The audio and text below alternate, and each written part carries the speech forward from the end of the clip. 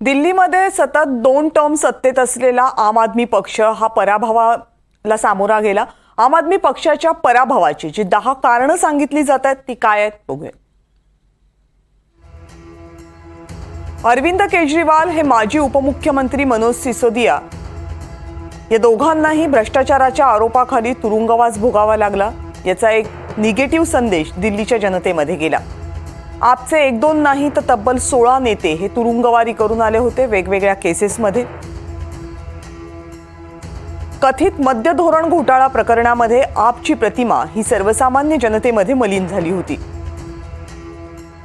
दिल्लीमधलं वाढतं प्रदूषण, दिल्लीमधली बेरोजगारी, दिल्लीमधली गुन्हेगारी यावर अंकुश ठेवण्यात आपला अपयश आल्याची भावना सर्वसामान्य दिल्लीकरांमध्ये होती। यमुना नदीमध्ये विष कालवल्याचा आरोप अरविंद केजरीवाल यांनी केल्यामुळे प्रचाराच्या वेळेस त्यांना बऱ्याच मोठ्या टीकेला सामोरं जावं लागलं होतं। अरविंद केजरीवाल यांचं वक्तव्य बाळबोध असल्याचं सुद्धा सांगितलं गेलं।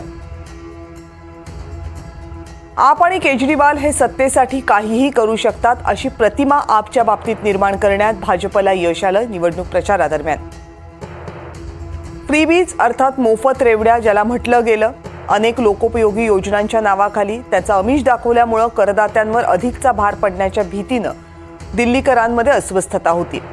घोषणा अंमलात येऊनही विकासाचा दर मात्र प्रचंड मंदावल्याची भावनाही दिल्लीकरांमध्ये होती आणि राज्यपाल आणि मुख्यमंत्री यांच्यामध्ये जो सातत्यानं संघर्ष सुरू होता त्याचा दिल्लीवासियांना उबग आला होता।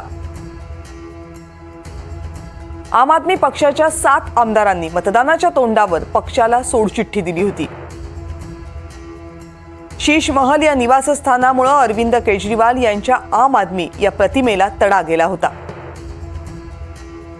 आणि भाजपनं प्रचारात घेतलेली आघाडी आणि तळागाळामध्ये पोहोचून केलेला प्रचार हे सुद्धा भाजपच्या दृष्टीनं जमेचे तर आपच्या दृष्टीनं विरोधाचे मुद्दे ठरले।